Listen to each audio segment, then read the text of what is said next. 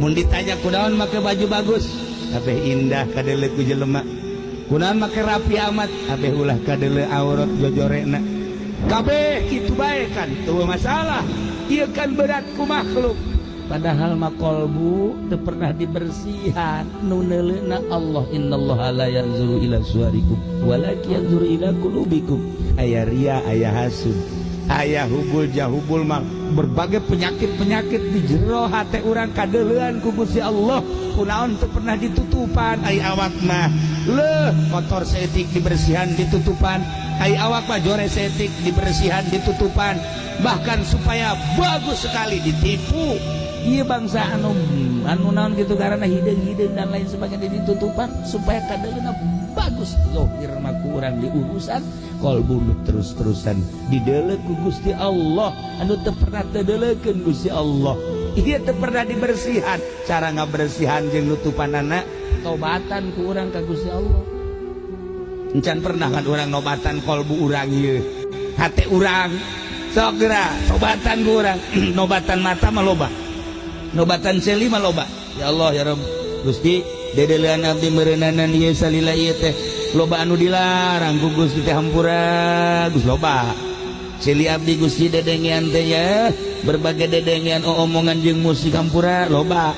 Tetapi di jero hate urang hayang ka alam ku jelema hasud sum'ah ieu teu pernah ku urang diopenan. Nah sedangkan Allah kan neuleukeun we. Berarti orang lebih berat ke makhluk batan ke Allah. Sebab daun zahir mah ku urang diurus tapi qalbu teu pernah ku urang diurus.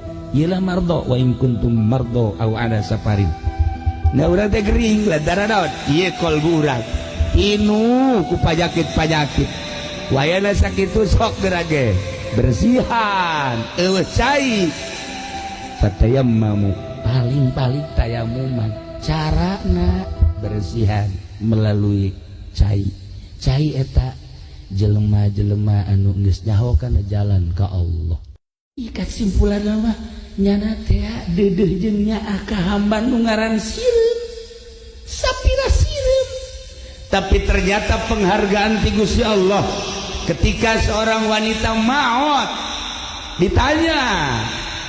ditanya ku malaikat jawabna lancar jasa. Sageusna lancar nyana nanya Gusti abdi boga amal naon ieu apakah salat tepat bagus cek malaikat, puasa kitu kene, zakat kitu kene, haji kitu kene, segala rupa kurang pati bagus. Amal naon atuh ieu kula nu mantak hajur beas salamet bahkan bisa langsung berhadapan jeung Gusti.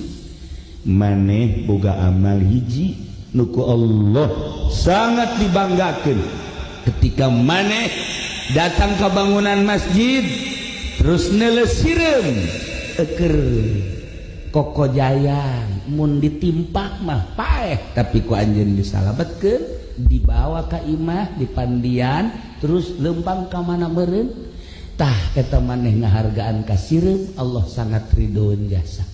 Etalah amal maneh nu paling ku Gusti Allah dijadikeun kebanggaan sireum doang.